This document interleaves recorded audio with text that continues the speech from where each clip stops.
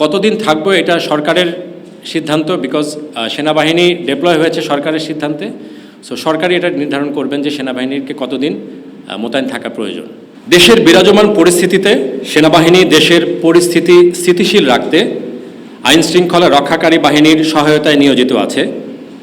এই দায়িত্ব পালনে সেনাবাহিনী জনগণের জানমাল, রাষ্ট্রের অতি গুরুত্বপূর্ণ স্থাপনা অর্থাৎ কেপিআই এবং সরকারি এবং বেসরকারি গুরুত্বপূর্ণ সংস্থাগুলোকে রক্ষা করার পাশাপাশি যেসব দায়িত্ব পালন করছে সেগুলো হলো পুলিশ বাহিনীকে পুনরায় কার্যক্রম হতে সহায়তা করা, আইন শৃঙ্খলা রক্ষাকারী বাহিনী স্থানীয় প্রশাসন এবং জনসাধারণকে সম্পৃক্ত করে দেশের সাম্প্রদায়িক সম্প্রীতি বজায় রাখা, বিদেশি কূটনীতিক ব্যক্তি এবং দূতাবাসগুলোর নিরাপত্তা নিশ্চিত করা, শিল্পাঞ্চলের নিরাপত্তা নিশ্চিত করা এবং কলকারখানাগুলোকে সচল রাখতে সহায়তা করা, বিভিন্ন সরকারি এবং বেসরকারি সংস্থায় অসন্তোষের বহিঃপ্রকাশ হিসেবে অরাজকতা এবং ভাঙচুর প্রতিরোধ করা,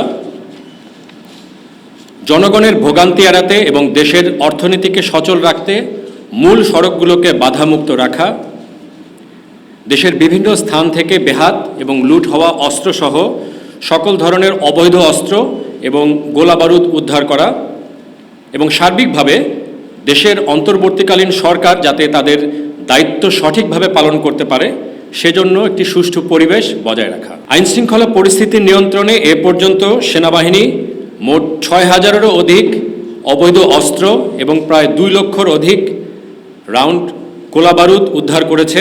আপনি কি হার্টের সমস্যা নিয়ে দুশ্চিন্তাগ্রস্ত? স্বল্প খরচে হার্টকে ভালো রাখার সহজ উপায় মাতৃভূমি হার্ট কেয়ারে।